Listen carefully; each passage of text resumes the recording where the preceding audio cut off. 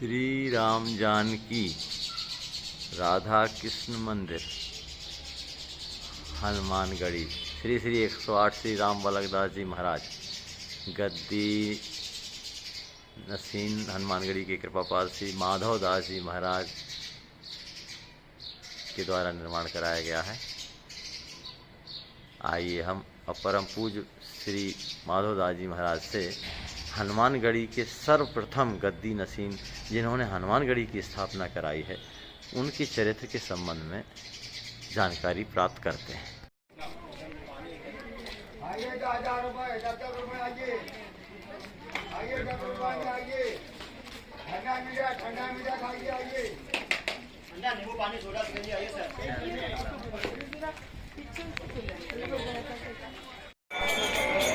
अयोध्या धाम का सबसे महान सबसे बड़ा हनुमानगढ़ी प्रसिद्ध है पूरे भारत में। आइए चलते हैं, हनुमान जी के दर्शन करते हैं।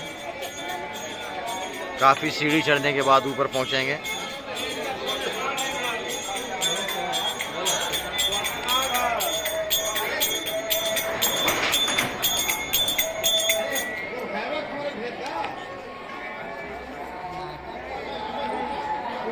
यहाँ प्रतिदिन हजारों दर्शनार्थी हनुमान जी के दर्शन करने के लिए आते हैं। संत महात्मा आते हैं देश विदेश से।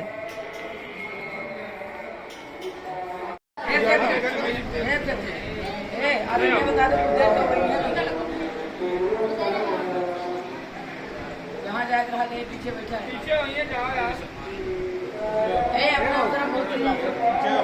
ये हाय इनको पहनानी है जो छुआ के देखो बिना पुजारी पूछे ना दे इनको पहनानी छुआ के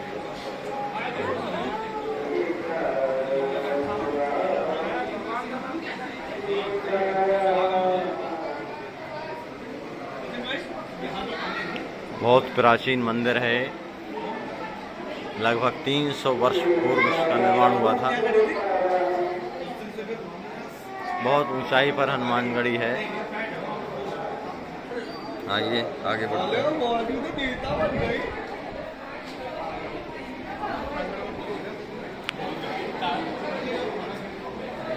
यहाँ जिनका चरित्र अभी हम संकलन कर रहे थे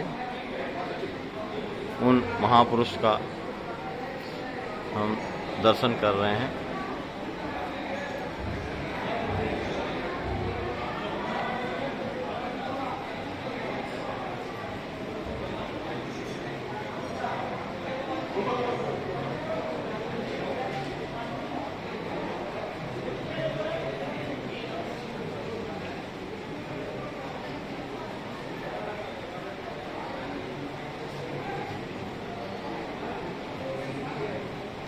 वहीं बगल में हम दर्शन कर रहे हैं गंगाधर ब्रह्मचारी जी का, जिनके संबंध में अभी पूज्य महाराज जी ने ये बड़े सिद्ध महात्मा हुए हैं। हनुमानगढ़ी में ब्रह्मचारी के नाम से प्रसिद्ध थे।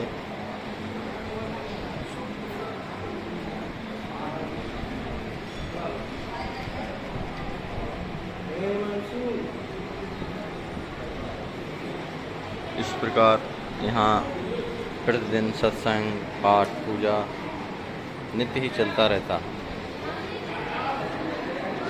हनुमानगढ़ी को लगभग 300 वर्ष हो गए हैं। महाराज जी दंडवत। महाराज। अभी हम पहुँचे हैं हनुमानगढ़ी पर आदरणीय परम पूज्य श्री माधव दास जी महाराज से, जो हनुमानगढ़ी अयोध्या धाम का सर्वश्रेष्ठ मंदिर है। सिद्ध हनुमान जी हैं जहाँ हनुमानगढ़ी पूरे भारत में प्रसिद्ध है। वहाँ की स्थापना किसने की, वो महापुरुष कैसे थे, उन महापुरुष का चरित्र महाराज जी से हम पूछने जा रहे हैं। महाराज जी अपने प्रथम गद्दी नसीन के जीवन चरित्र सुनाने का कष्ट। सीतानाथ समारंभाम रामानंदार्य मध्यमाम अस्मदाचार्य पर्यंतम वंदे गुरु परंपराम। रामानंद संप्रदाय में श्री संप्रदाय के नाम से 2 संप्रदाय है हमारे यहाँ। एक श्री भगवती जगत जननी श्री जानकी जी से वो प्रवर्तिका हैं, उन्हीं से हमारी प्रारंभ होता है। दूसरा प्रवर्तिका श्री संप्रदाय के श्री सिंधुजा भगवती लक्ष्मी हैं। और यह श्री संप्रदाय में कालांतर में जगतगुरु रामानंदाचार्य जी का प्रभाव विशेष होने के कारण रामानंद संप्रदाय के नाम से लोग ज़्यादा करके जानने लगे, ज़्यादा कहने लगे, लेकिन हमारा संप्रदाय के नाम है श्री संप्रदाय। तो ये श्री संप्रदाय श्री पंचरामानंदीय निर्वाणी अखाड़ा श्री हनुमानगढ़ी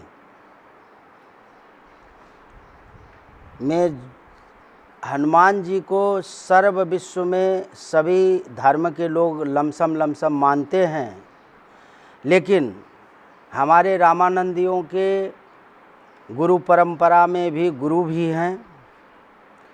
और श्री जगत गुरु भगवान श्री सीताराम जी के तत्पश्चात परंपरा में आते हैं श्री हनुमान जी ही आते हैं गुरु परंपरा में भी। और हमारे सिद्धांत पटल या हमारे टकसाल के हिसाब से श्री हनुमान जी हमारे रामानंद संप्रदाय के देवता भी हैं।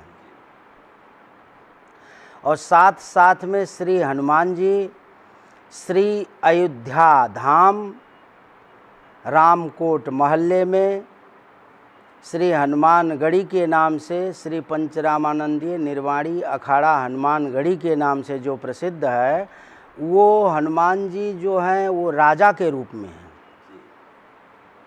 और संसार के सभी हनुमान जी हैं, उनका कोई भी जो न तर्क वितर्क नहीं है, लेकिन ये राजा के रूप में है। इसका प्रमाण भगवती किशोरी जी ने स्वतः स्वयं, ये पीठ है हनुमानगढ़ी, एक संपूर्ण रूप से पीठ है। इस पीठ में तीनों अनी के व्यवस्थाओं को भी यहाँ श्री रामानंद संप्रदाय के अनी के माध्यम से निश्चित होता है। हमारे यहाँ 12 वर्ष में जो नागापनी इत्यादि होता है, हमको अलंग में नहीं नागा बनाना पड़ता, हमारे स्वयं बैठक है श्री चरण पादुका के नाम से प्रसिद्ध है। यही नागा पद्धति, नागा परंपरा यही बनते हैं, अखाड़े के जो नियम है। तो श्री हनुमान जी पंचरामानंदीय निर्वाणी अखाड़े के पीठ श्री हनुमानगढ़ी मंदिर के नाम से प्रसिद्ध जो विराजमान है, भगवती किशोरी जी के द्वारा स्थापित हैं। इसीलिए संपूर्ण अयोध्या के सभी संत महात्मा गृहस्थ विरक्त यहाँ के सभी प्राणियों के वो राजाधिराज हैं। सभी लोग उसी भाव से सदा से स्वीकार करते हुए आ रहे हैं। ये हनुमानगढ़ी है।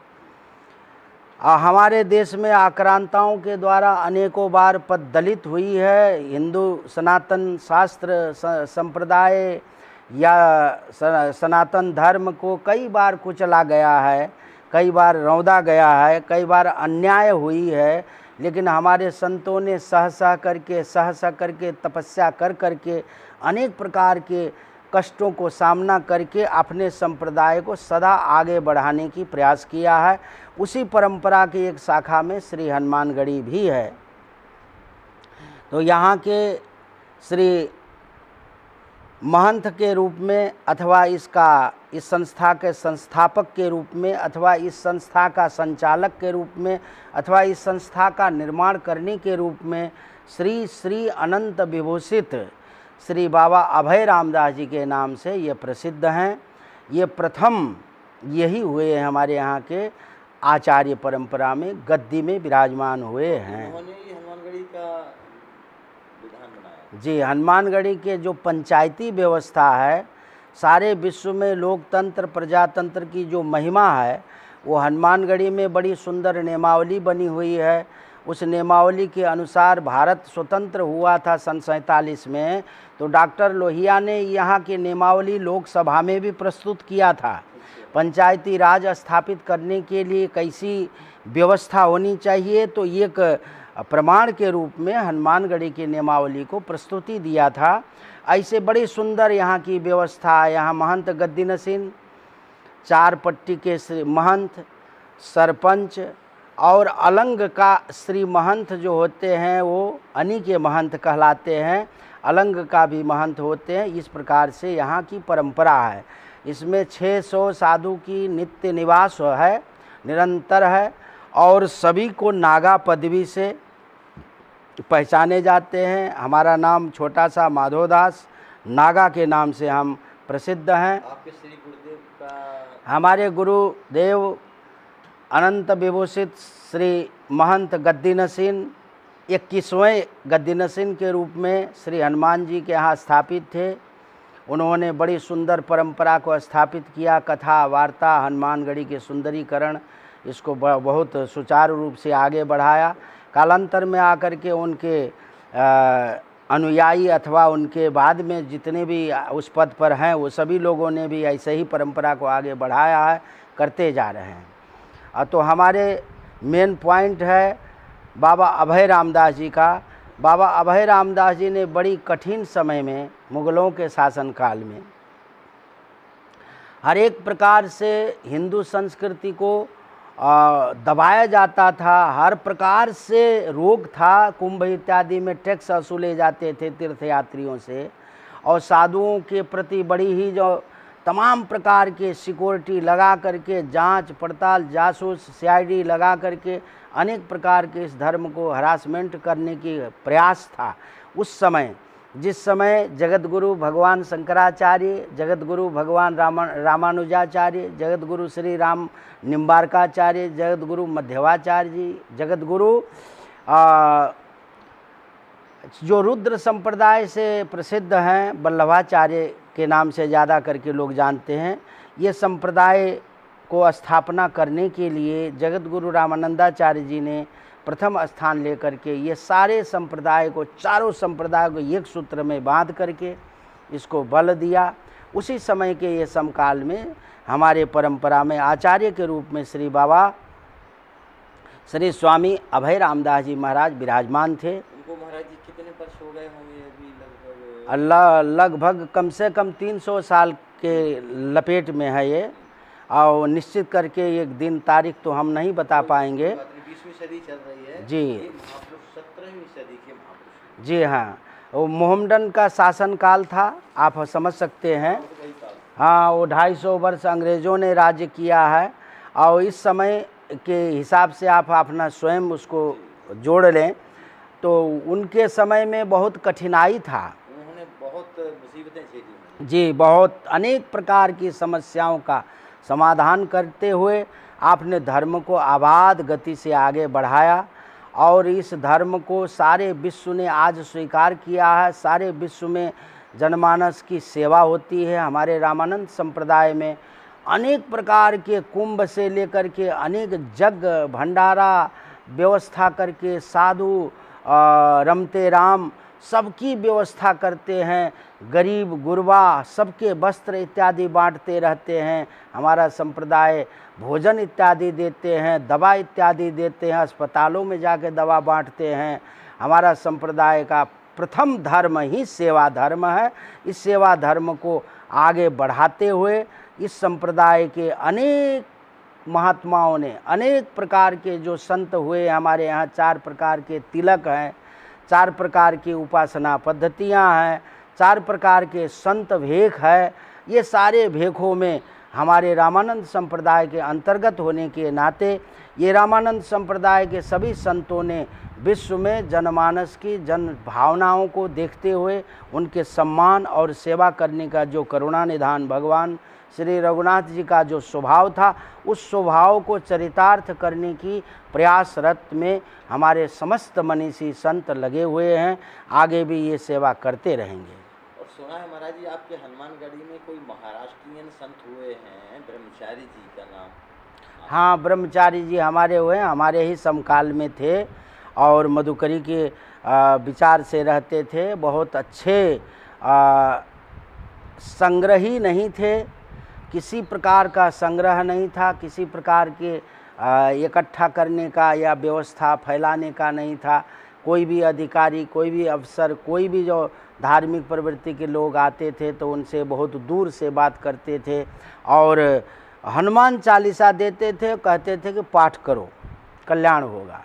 और गंगाधर ब्रह्मचारी के नाम से प्रसिद्ध थे। उस समकाल में अयोध्या में बहुत बड़े बड़े सिद्ध हुए, गोकुल भवन वाले महाराज जी, माधुरी कुंज वाले, मौनी बाबा के बंगला में जो मौनी बाबा हैं, हमारे यहाँ गंगाधर जी, ब्रह्मचारी जी, बहुत अच्छे संतों में से, सिद्ध संतों में से थे।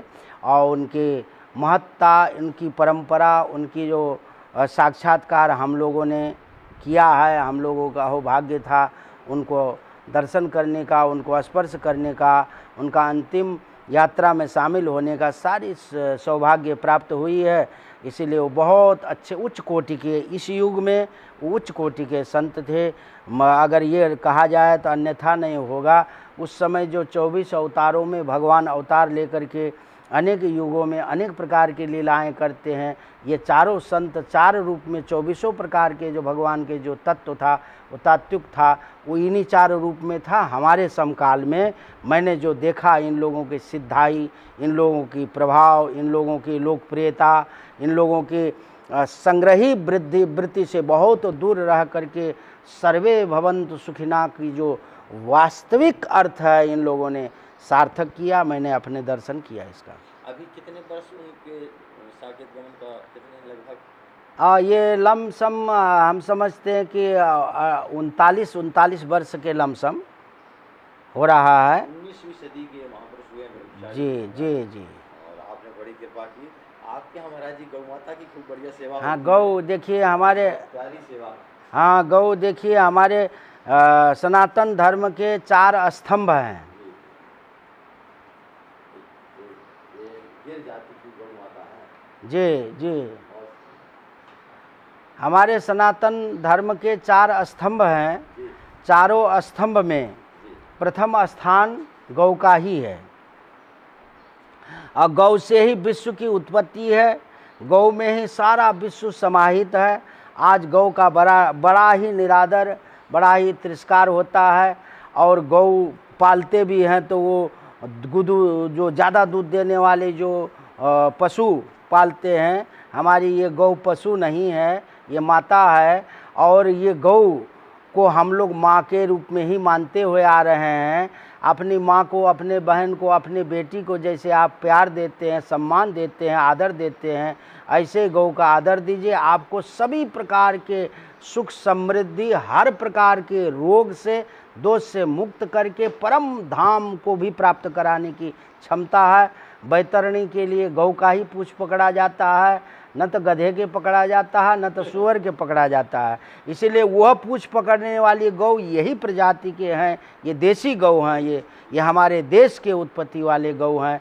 सभी देसी गौ का सेवा करें, और गौ के द्वारा ही घी होगा तभी यज्ञ होगा, गौ के द्वारा ही दूध होगा तभी पंचगव्य बनेगा, गौ के दूध से ही पंचामृत बनेगा, गौ के दूध से ही भगवान का अभिषेक होगा। इसीलिए गौ सेवा करें। यही सनातन धर्म का ये 4 स्तंभ में से एक स्तंभ है। ये वेद, अग्नि, ब्राह्मण, गौ। और इसके लिए भगवान बार बार अवतार भी लेते हैं। विप्रधेन सुर संत हित लीन मनुज अवतार स्पष्ट है। इन्हीं के लिए भगवान बार बार आते हैं। ऐसी गौ माता की सभी लोगों से मैं भारतवर्ष से निवेदन करता हूँ, विशेष करके साधु संतों से निवेदन करता हूँ। आप साधु संत बड़े उदार होते हैं, बड़े दयालु होते हैं, बहुत उपकारी होते हैं, पर हित में इनकी मन वचन कर्म से सदा जुड़े रहते हैं। इसीलिए संत सदा संत को परमार्थी कहा। संत परमार्थी होता ही है, इसीलिए परमार्थ की है ही है। और गौ सेवा करना उत्तम धर्म है।